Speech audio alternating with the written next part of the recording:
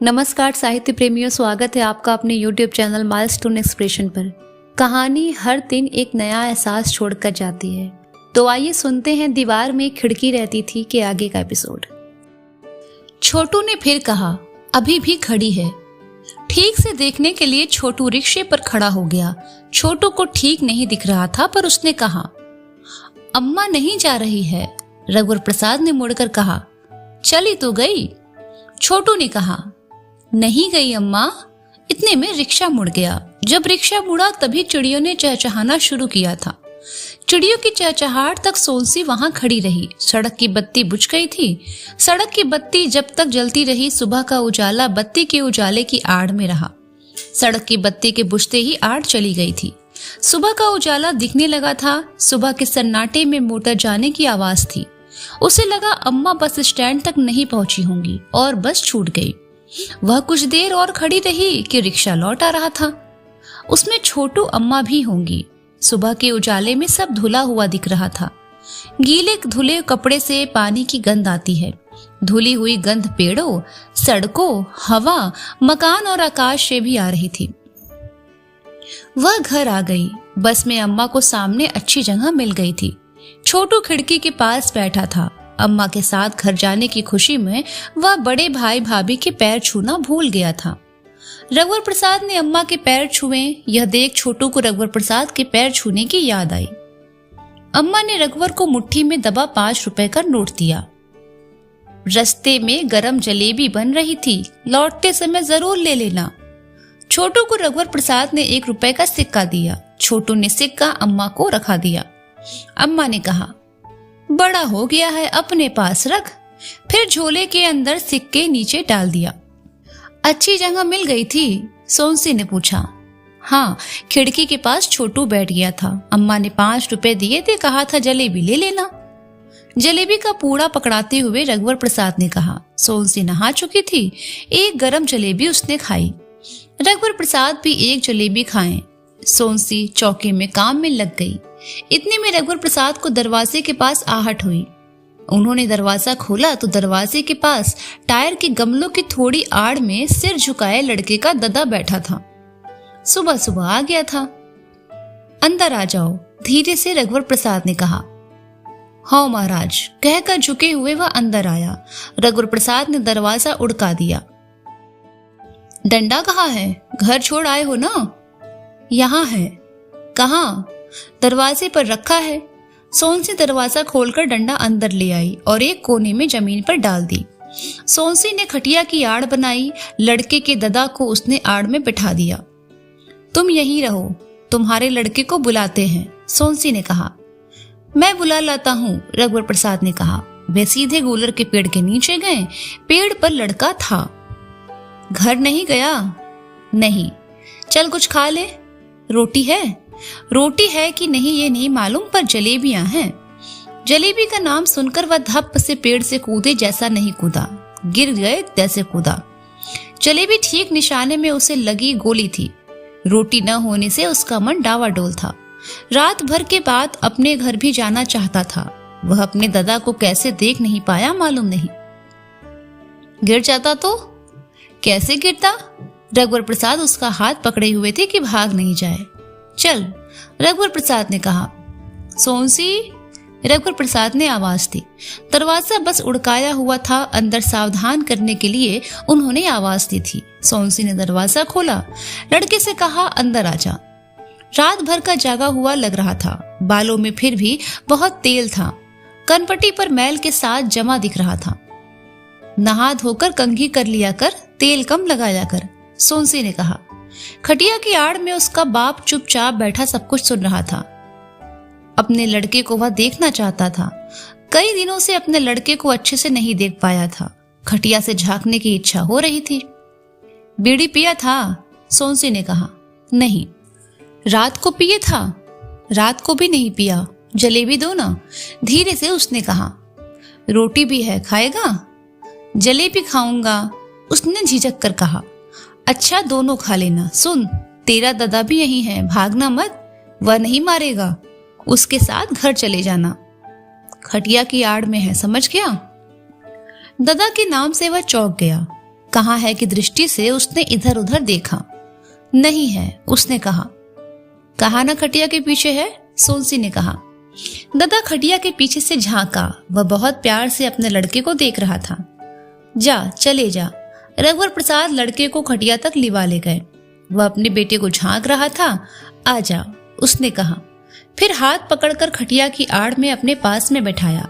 उसके सिर पर हाथ फेरते हुए उसके हाथों में तेल लग गया था। हाथ के तेल को उसने अपने पैर से रगड़कर पोंछा।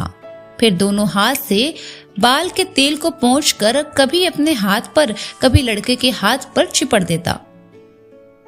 सिर से अंगूछा निकालकर लड़के के मुंह को पोंछा। बाई, कंघी होगी? झांक कर उसने सोनसी से पूछा। है, सोनसी ने कहा। रघुवर प्रसाद ने अपनी एक छोटी कंघी पोंछ पाछ कर उसे पकड़ा दी। जब वो खड़िया की आड़ में अपने लड़के की कंघी कर रहा था तब सोनसी ने आवाज दी, आजा रोटी खा ले। लड़का जाने को हुआ तो दादा ने रोक कर जल्दी जल्दी उसकी कंघी की। 2 थाली में परोसा हुआ था। थाली में 2 रोटी और थोड़ा भात था। 2 जलेबी थी। जलेबी दोनों में थी। रात की बची रोटी थी। अम्मा ने कहा भी था कि खाना अधिक बन गया है, बासी बचेगा। लड़के का दादा संकोच कर रहा था। खटिया की आड़ से बाहर नहीं आ रहा था। सोनसी ने लड़के से कहा, दादा को बुला ले। चल दादा, खाना खा ले, लड़के ने कहा। उसका दादा आया। दोनों खाने लगे। दादा ने अपने हिस्से की एक जलेबी लड़के के दोने में डाल दी। लड़के ने 2 जलेबी बचा ली थी। रघुवर प्रसाद खटिया के पास बैठे बैठे दोनों को खाता देख रहे थे। सोनसी ने और रोटी दी। खा पीकर जलेबी का दोना लेकर लड़का घर जाने के लिए निकल पड़ा। गूलर के पेड़ के पास आते ही उसने दादा को दोना पकड़ाया और पेड़ पर चढ़ गया। लड़के ने पेड़ के खोखले से प्लास्टिक की थैली में रखी माचिस और बीड़ी का बंडल ऊपर से डाला। ए ले दादा, लड़के ने कहा। डाल में खुमरी बधी थी। उसने खुमरी निकाली। खुमरी की आड़ में एक गिलहरी बैठी थी जो चौंक कर पेड़ की डालियों की गलियों में भाग गई। ऊपर से उसने खुमरी छोड़ी तो दादा ने उसे हवा में झोंक लिया। पेड़ के खोखल में एक खाकी पैंट थी जो रात के पानी से गीली हो गई थी। उसे लेकर वह नीचे उतरा। पेड़ से अपनी गृहस्थी उसने समेट ली थी। खोखल में एक अठन्नी थी। घर से निकलकर वह यहाँ रहता था। अब वह अपने घर जा रहा था। रास्ते में उसने अठन्नी दादा को दे दी। लड़के ने खुमरी को सिर पर पहन लिया था। उस वक्त वह बहुत खुश था। उस वक्त न तो ऐसी धूप थी और न पानी गिर रहा था। दादा से उसने जलेबी का अपना दोना मांग लिया। घर का दरवाजा बंद था। दाई, लड़के ने कहा। का है रे? दाई ने कहा। दरवाजा खोल दाई, दादा के आने का बेरा है रे, दाई ने कहा।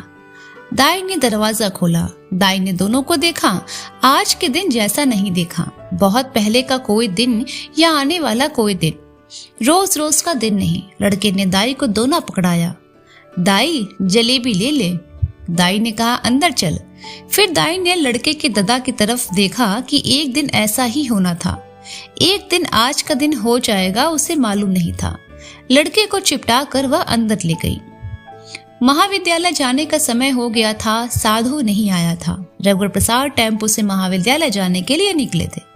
उन्होंने गूलर के पेड़ को देखा कि लड़का वहां नहीं होगा और लड़का उनको वहां दिखा।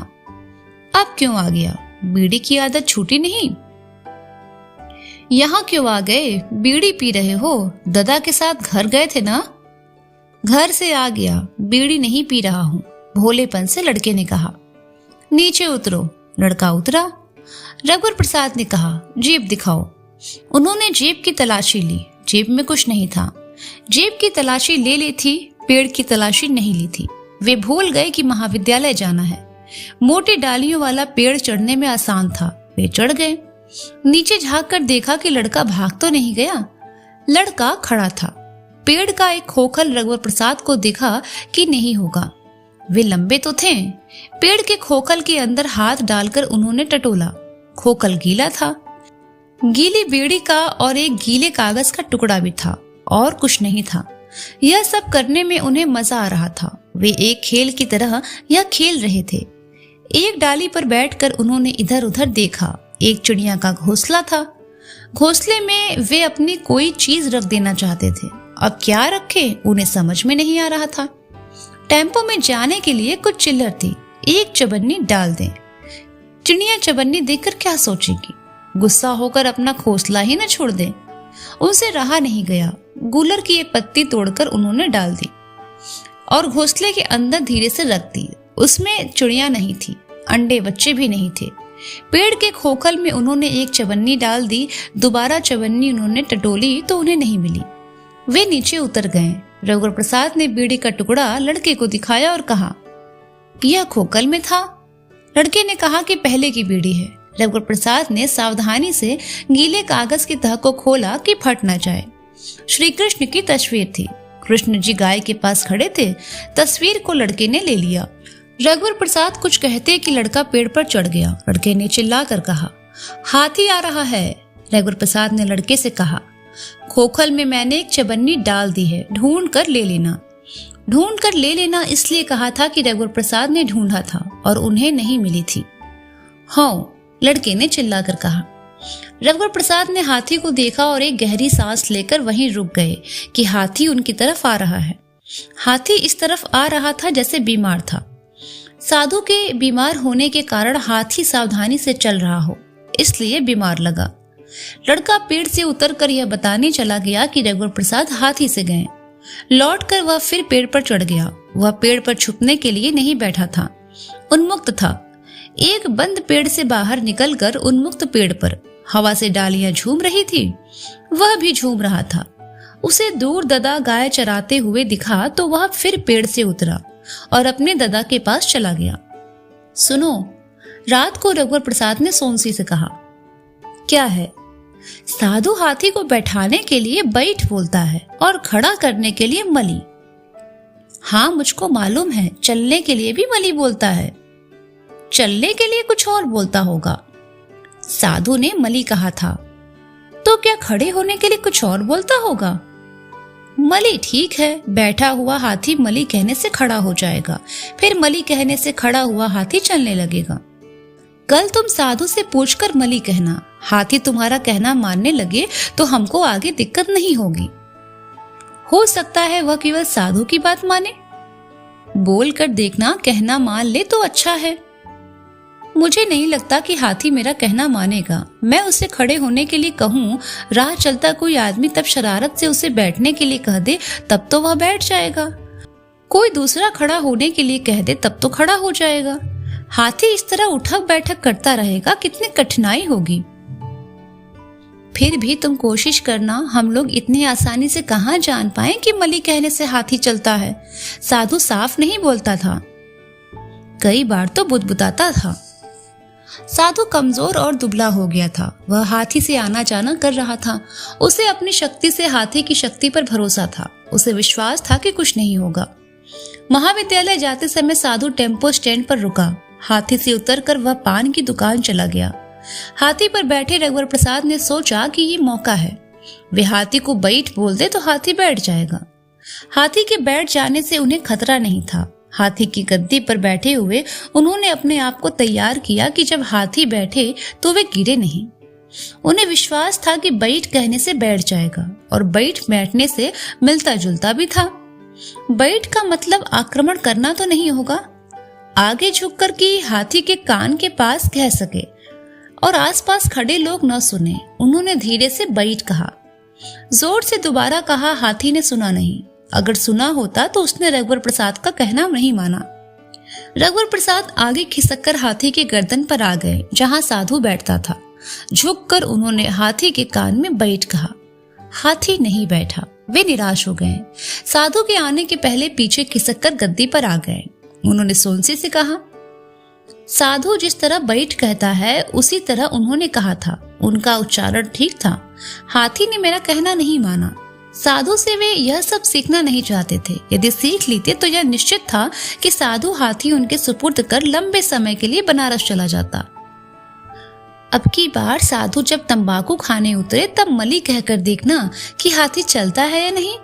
सोनसी ने कहा, चलने लगेगा तो रोकने के लिए उसे क्या कहूंगा। रोकने के लिए साधु क्या कहता है मुझे नहीं मालूम। अरे तुम बैठ बोल देना, बैठ जाएगा तो रुक जाएगा।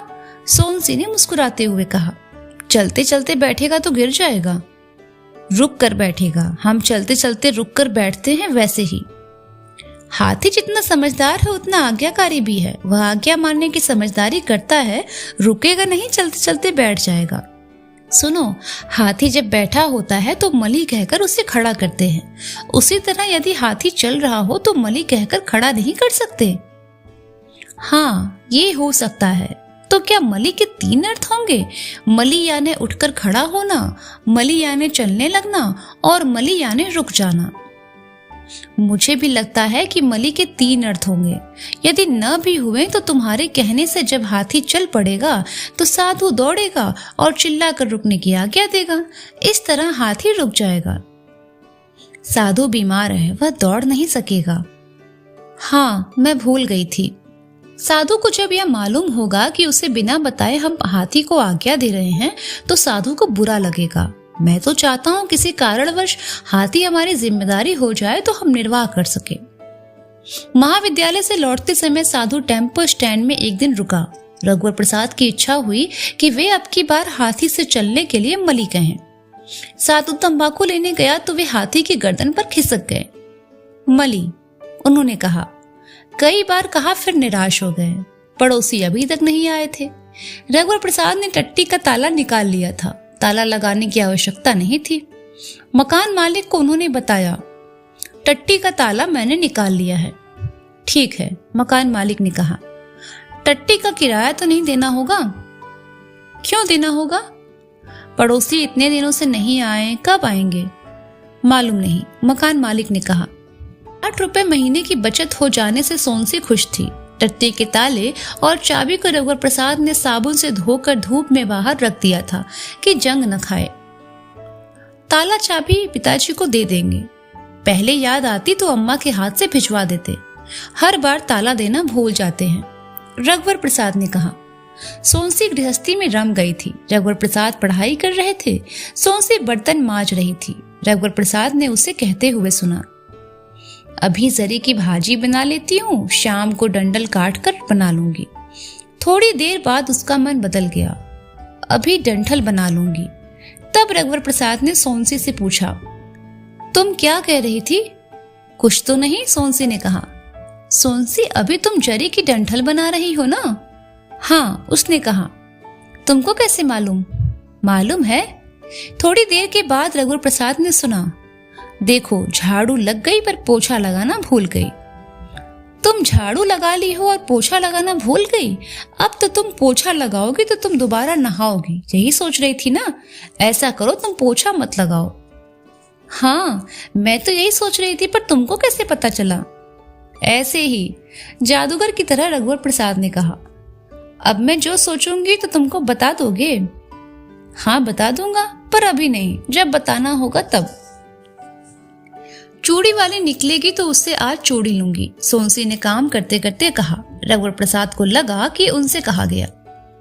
क्या बोली? रघुवर प्रसाद ने कहा। कुछ तो नहीं, व्यस्त सोनसी ने कहा। सुनो, आज दोपहर को चूड़ी वाले से तुम चूड़ी खरीद लेना, रघुवर प्रसाद ने कहा। मैं यही सोच रही थी। एक बच्ची के आश्चर्य से वह चकित खड़ी थी। तुमको कहती हूं तो तुम लाते नहीं, उसने कहा। तुम्हारा 1 आना 2 आना वाला चूड़ी का नाप मुझे समझ में नहीं आता। तुम साथ रहोगे तब लेंगे। कुछ देर के बाद काम करते करते सोनसी ने कहा, मैं आज चूड़ी ले लूंगी। रघुवर प्रसाद ने इसे सुना। वे समझ गए कि सोनसी ने उनसे नहीं कहा था, अपने से कहा था। चूड़ी वाले से आज चूड़ी ले लोगी तो ठीक रहेगा, रघुवर प्रसाद ने सोनसी के मन की बात कही। तुम मेरे मन की बात मत सुनो। मन की बात पर ध्यान दोगे तो अपनी पढ़ाई नहीं कर पाओगे। सोनसी आटा सान रही थी और सोच रही थी। रघुवर प्रसाद पढ़ रहे थे, इसीलिए वह रघुवर प्रसाद से बात नहीं कर पा रही थी। उसने सोचा कि वह रघुवर प्रसाद से पूछे कि बिजली के खंभे के नीचे लड़कों को पढ़ाते पढ़ाते बहुत थक जाते होंगे। आज सड़क की बत्ती चली जाए तो देर रात तक लड़कों को पढ़ाते हैं, इसीलिए बिस्तर पर लेटते ही नींद आ जाती है। रघुवर प्रसाद ठुड्डी पर हाथ धरे सोनसी को आटा सानते हुए और सोचते हुए देख रहे थे। उन्होंने भी सोचा कि आज रात लड़कों को छुट्टी दे देंगे। उन्होंने सोनसी से कहना शुरू किया, मैं आज रात।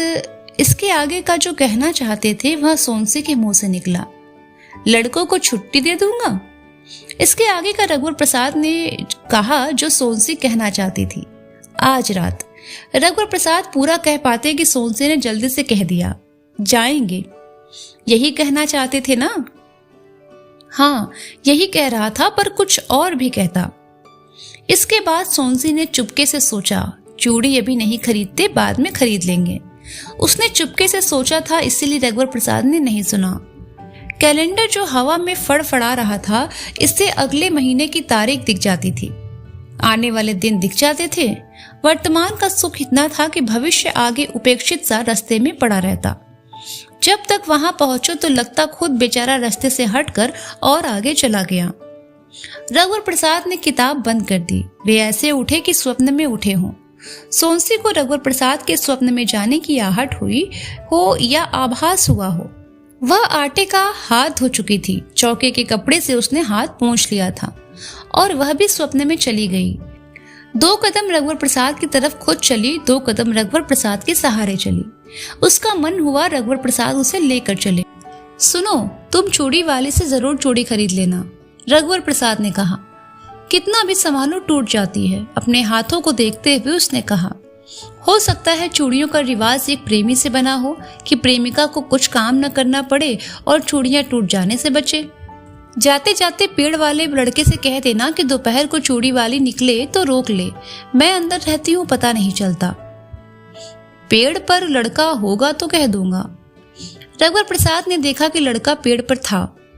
क्या कर रहे हो? रघुवर प्रसाद ने पूछा।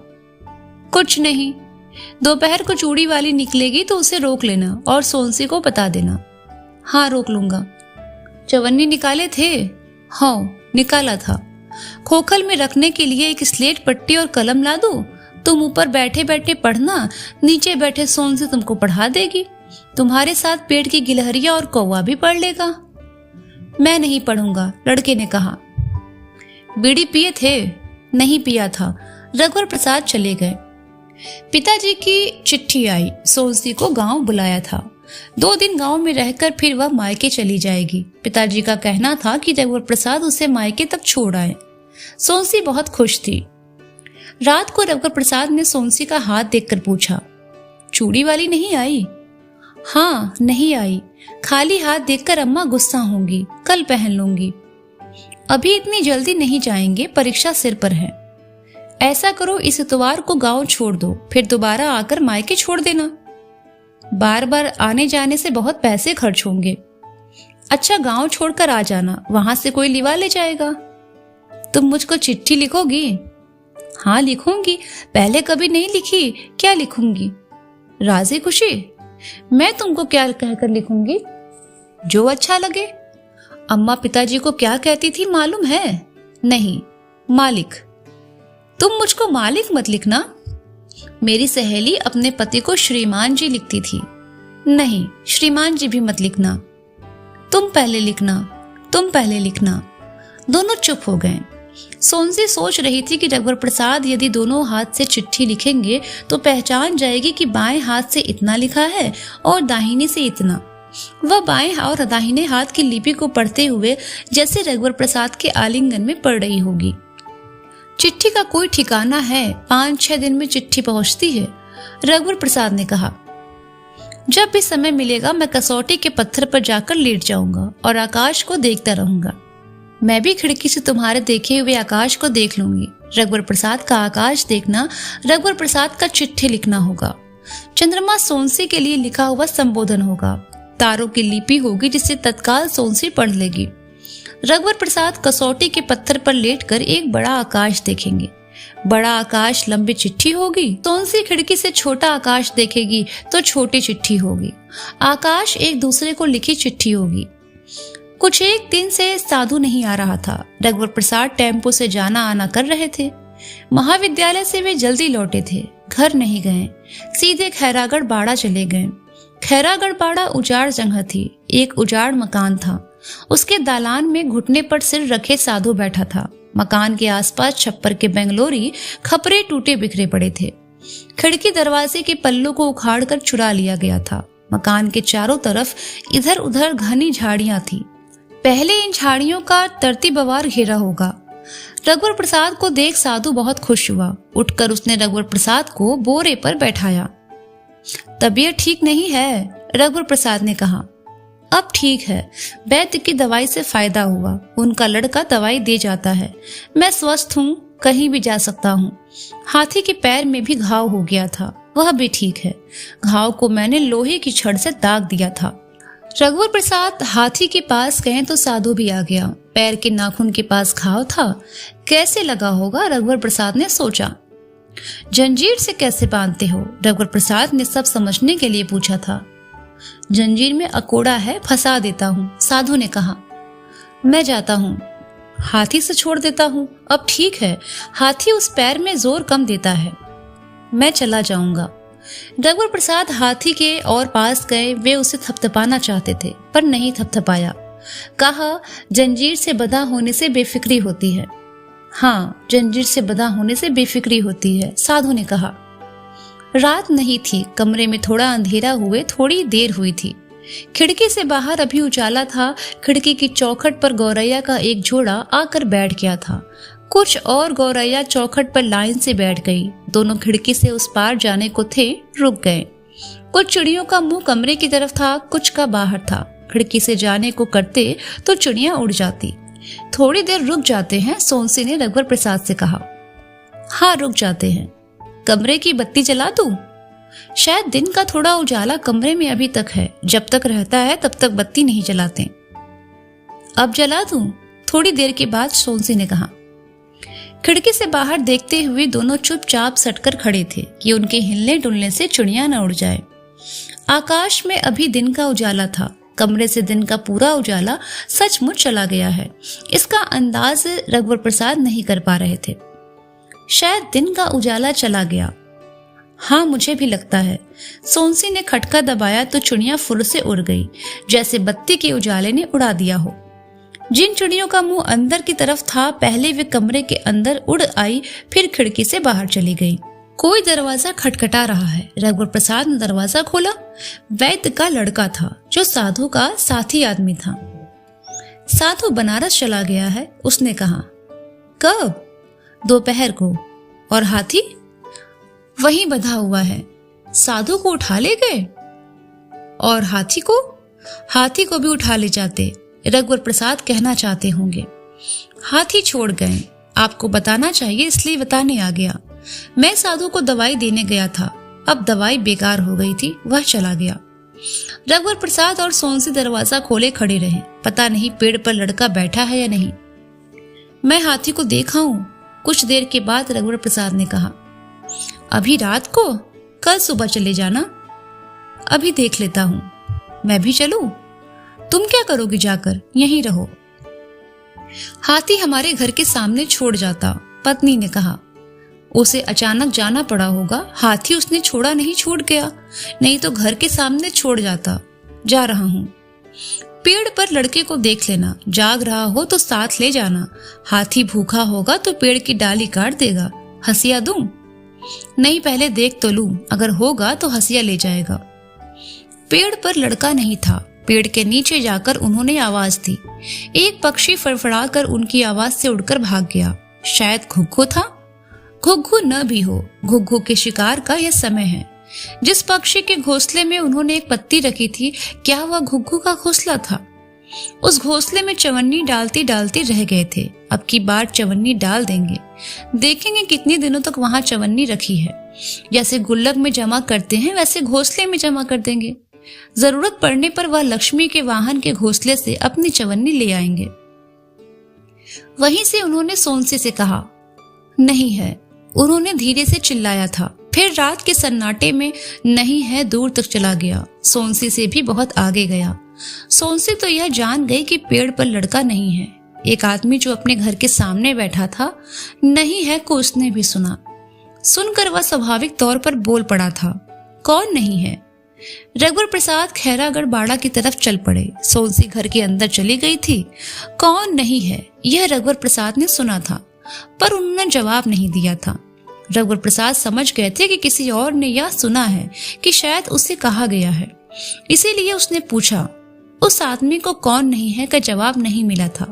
उसे उत्सुकता हुई कि जो नहीं है उसे वह जान जाता। उस आदमी को नींद नहीं आ रही होगी। रात के सन्नाटे में वह अकेलापन महसूस कर रहा होगा।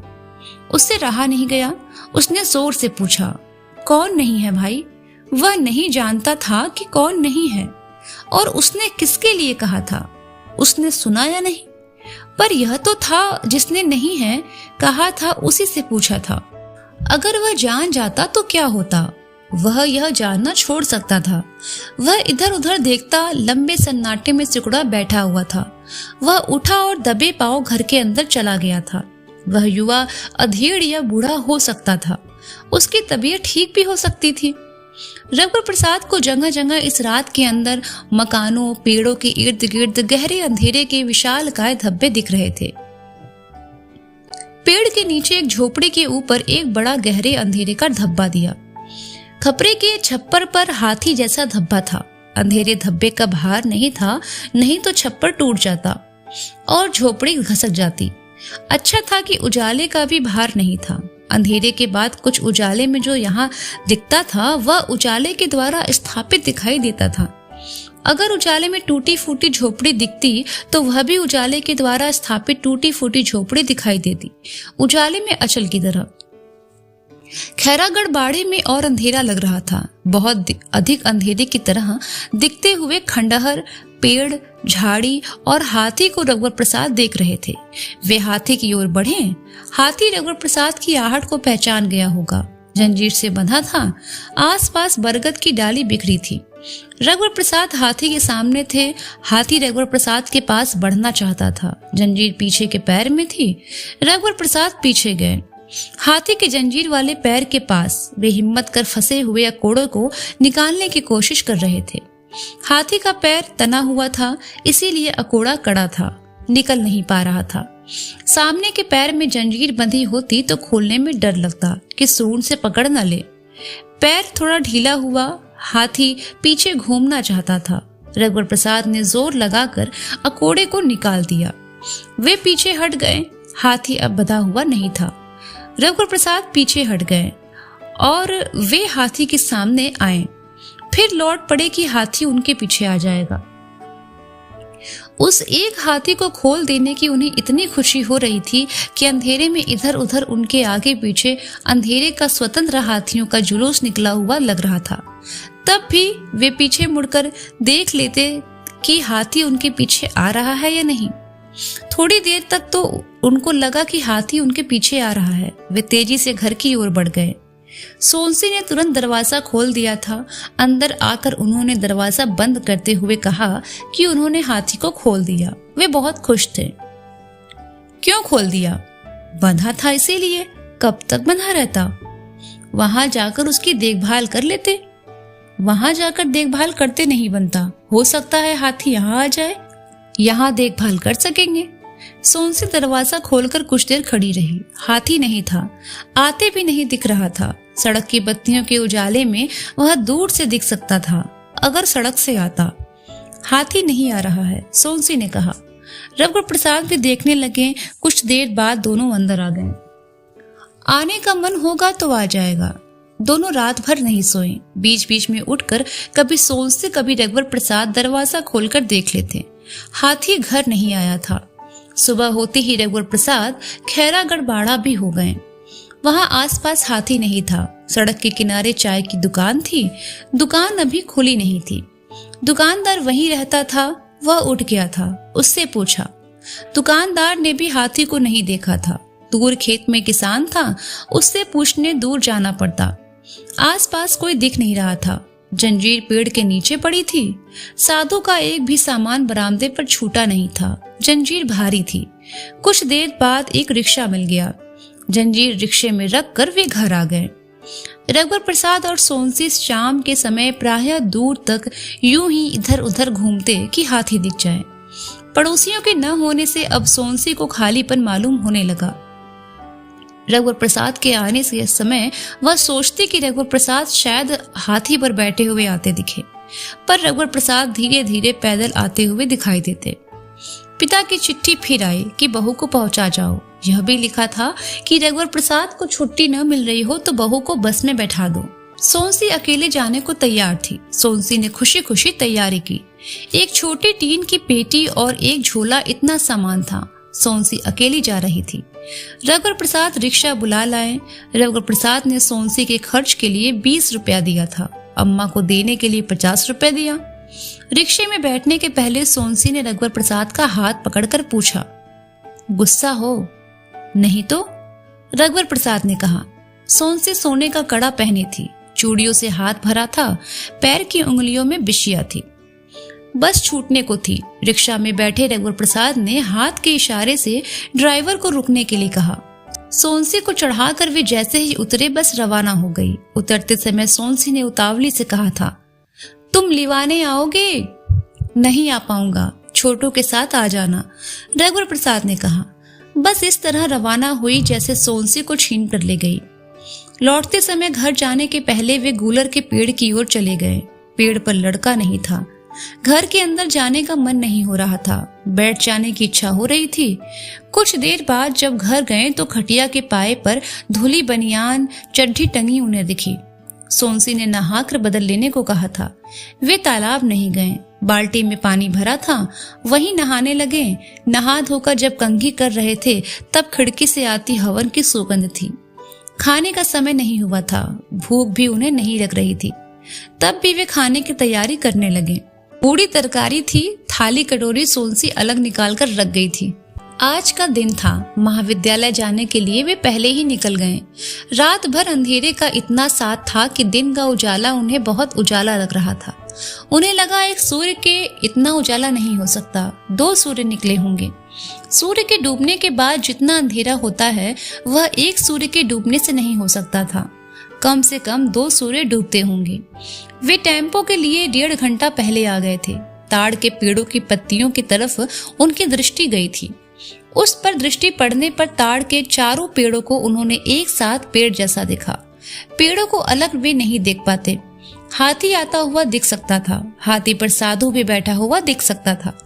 परंतु यह सब हो सकने के पहले बीच में खाली टेम्पो आ गया और वे बैठकर चले गए।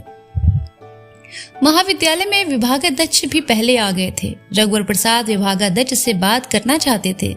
काम में व्यस्त विभागाध्यक्ष ने उनकी तरफ ध्यान नहीं दिया। रघुवर प्रसाद से कक्षा में तख्ते पर बाएं हाथ से लिखते नहीं बन रहा था। चौक बार बार टूट जाती थी। वे दाहिने हाथ से लिखकर पढ़ाते रहे। रात को रघुवर प्रसाद की नींद खुली। कुछ देर बिस्तर पर पड़े रहे, फिर उठे। दरवाजा खोलकर बाहर आए। सड़क के किनारे नीम के पेड़ के नीचे खड़े रहे। सड़क की बत्ती का उजाला उन तक नहीं पहुंच रहा था। उनका मन हुआ रात के सन्नाटे में बोले, नहीं है। इस समय अपने घर के बाहर दूर वही आदमी भी देर से बैठा होगा जिसने पहले रघुवर प्रसाद के नहीं है को सुना था। तब उसने कहा था, कौन नहीं है भाई? रात का वैसा ही वातावरण था।